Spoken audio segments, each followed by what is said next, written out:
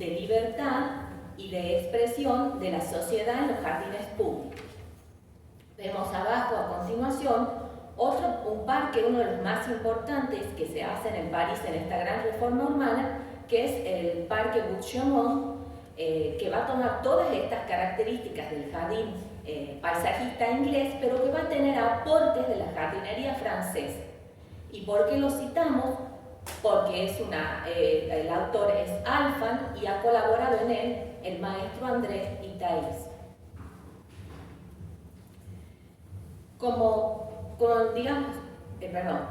La cosmovisión de finales del siglo XIX va a marcar los ideales de universalidad, fe en el progreso y europeización que lideraban los principios de la generación del 80.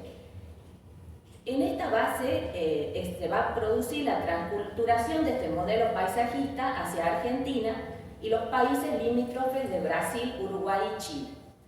Se va a dar también a través de la llegada de numerosos profesionales, artistas, arquitectos, ingenieros, botánicos, horticultores y arquitectos paisajistas. La primera obra que vamos a tener en nuestro país, como bien enuncié al principio, es el proyecto del Parque de Nueva Córdoba, donde podemos ver la presencia de un trazado curvo, de grandes grupos de árboles y todos los preceptos de jardines paisajistas. Taís va a realizar en Argentina más de 100 parques públicos, paseos, importantes emprendimientos a nivel de paisaje. Y en la provincia de Tucumán vamos a ver cuáles son, sus obras. En el siglo XIX en Tucumán, la industria azucarera va a tener una importante posición. En el aspecto político, Tucumán se presenta como un punto clave para la planificación gubernamental llevada a cabo por la generación del 80. Estos poblados azucareros que van tomando fuerza dentro de toda la configuración del territorio, como dice el arquitecto Paterline de Koch, van a adoptar características comunes en cuanto a su organización en el territorio y formas de asentamiento. Surgieron como pueblos privados, adoptando un fuerte paternalismo que controlaba desde las construcciones hasta el comportamiento de sus obreros y sus familias.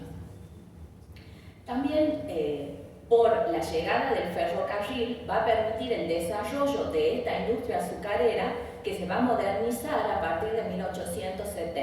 Y podemos destacar numerosos ejemplos dentro de las industrias azucareras, como es la de San Pablo, Mercedes, el ingenio Santa Ana y otros casos que podríamos citar también. Los jardines donde Carlos Taís va a intervenir aparecen dentro de estos poblados azucareros, por eso es que los estoy mencionando, acompañando a la casa principal, que más adelante voy a explicar. Bueno, ¿cuál es la relación que tiene este artista con los industriales azucareros? Carlos Taís se relacionó directamente con importantes personalidades, presidentes, gobernadores, industriales, artistas, y no fue menos la provincia de Tucumán. Este chalet o la sala de los ingenios azucareros se articulaba de manera directa con el paisaje, adaptándose al medio rural a través de un cuidado espacio de transición entre la vivienda y el entorno agreste. Este diseño siempre estaba a cargo de un profesional idóneo en el arte de la jardinería, y en los casos del ingenio San Pablo y del ingenio Mercedes, Carlos Taís fue autor de sus parques. ¿Qué transmitían estos jardines que diseñaba Taís que representaban el entorno de estas viviendas patronales? Imitaban modelos culturales, estéticos y europeos propios del periodo.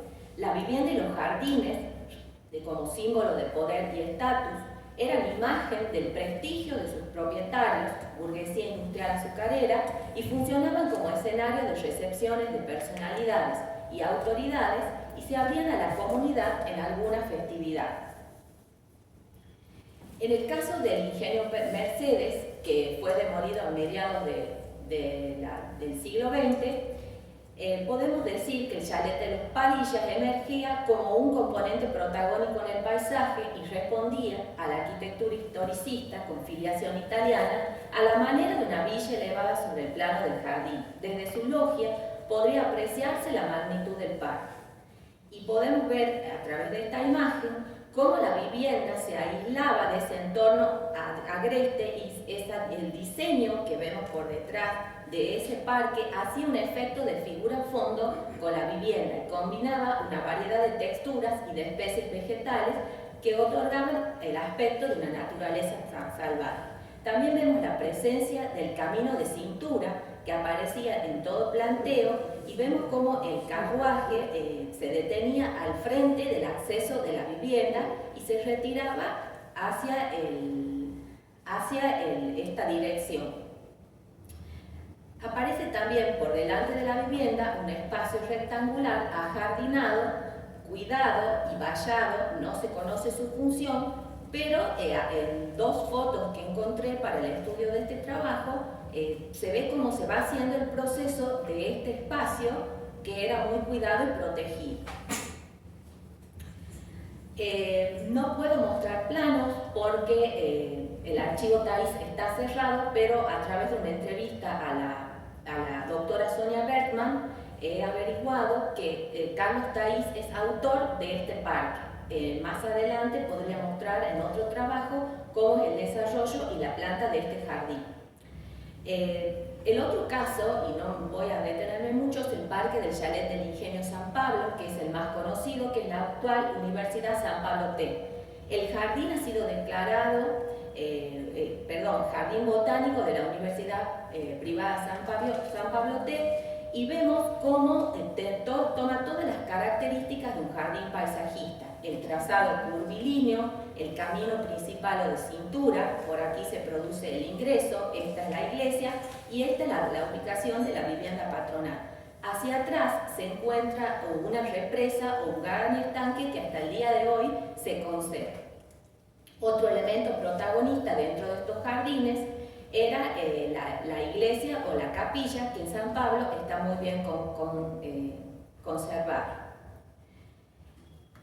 Elementos que aparecen dentro de este jardín y que podemos reconocer son las grutas. Por ejemplo, en el caso de San Pablo, vemos la gruta de piedra y adentro había una virgencita. En una entrevista que realicé a la señora Dolores Rosa Brandán, que es hija y nieta de empleados jerárquicos del ingenio y vivió en el ingenio, ella me contaba cómo era la sensación que tenían al recorrer estos jardines y recordaba cómo en diversos momentos del año, principalmente los domingos, por la celebración de la misa, se abrían hacia los vecinos más importantes y se podía disfrutar de la magnitud de este jardín.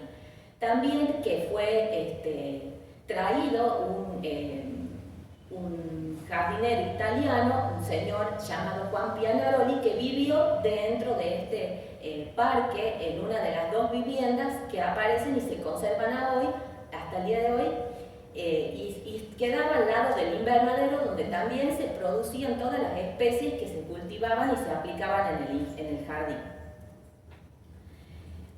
Para terminar, voy a leer unas consideraciones finales sobre este trabajo. Los jardines históricos se consideran herencia de primera magnitud, reflejan los modos de vida de una sociedad en un momento determinado. Sus principales valores son el arte y la belleza excepcional, la identidad social, la expresión de un contexto temporal y cultural, la antigüedad, el ser paradigma o modelo y el valor de un producto de un maestro creador. Charles TAIS realizó un indiscutible aporte a la historia del paisaje en la Argentina y en la provincia de Tucumán, al ser uno de los mayores protagonistas de la transculturación del modelo paisajista que junto a otros estilos caracterizó el eclecticismo de finales del siglo XIX y principios del XX. Se identifican permanencias proyectuales en el trazado mixto de los espacios públicos, el uso de agua en grandes estanques no formales, aparentemente naturales, y el manejo de la vegetación que integraba la flora exótica y la nativa. En la escala intermedio-doméstica, los parques de las importantes residencias tomaron criterios compositivos comunes acordes a los jardines románticos que imitaban a los europeos.